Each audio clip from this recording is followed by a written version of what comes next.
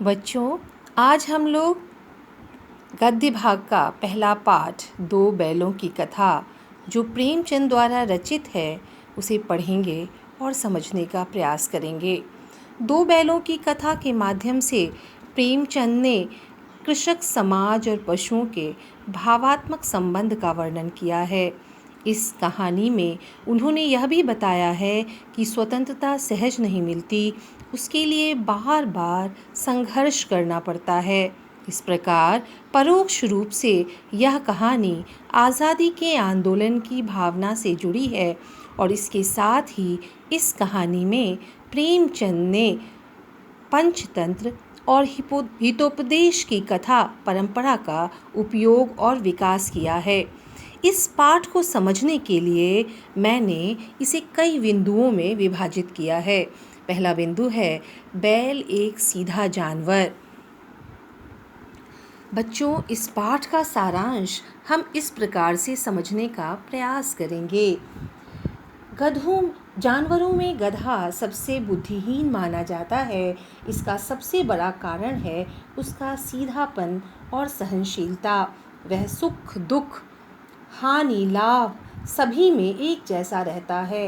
इसी सीधेपन और सहनशीलता के कारण ही भारतीयों को भी अफ्रीका और अमेरिका में अपमान सहना पड़ता है।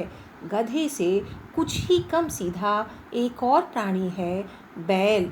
यह कभी कभी अड़ भी जाता है, इसीलिए इसका स्थान गधे से कुछ नीचा है।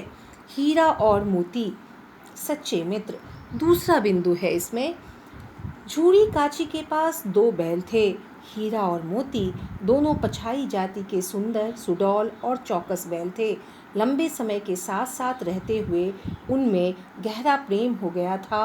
वे साथ साथ खाते, खेलते और धौल धप्पा करते थे। वे एक दूसरे को चाट सूंघ कर प्रेम प्रकट करते थे तथा आंखों से ही एक दूसरे की बात समझ लेते थे। हीरा मोती झूरी की ससुराल में, ये हमारा तीसरा पॉइंट है।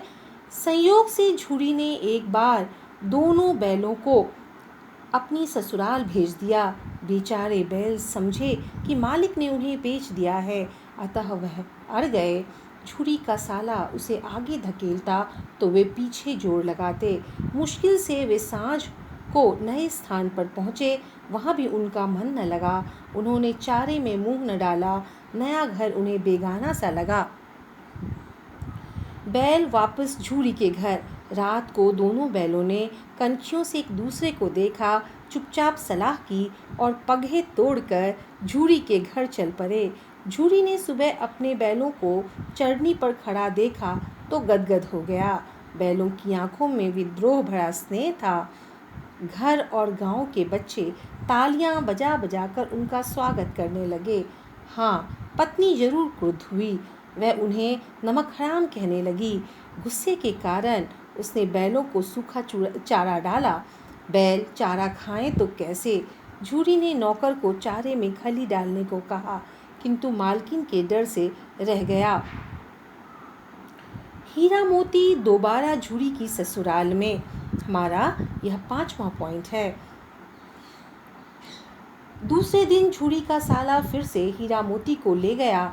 इस बार उसने दोनों को बहुत मोटी रस्सियों से बांधा और उनके सामने सूखा चारा डाल दिया। हीरा मोती का ऐसा अपमान पहले कभी नहीं हुआ था। अगले दिन उन्होंने हल में जुतने से इनकार कर दिया। झूरी के साले ने खींचकर उनकी नाक पर खूब डंडे बरसाए, परंतु दोनों टस से मस न हुए। उल्टे हल लेकर भाग गए।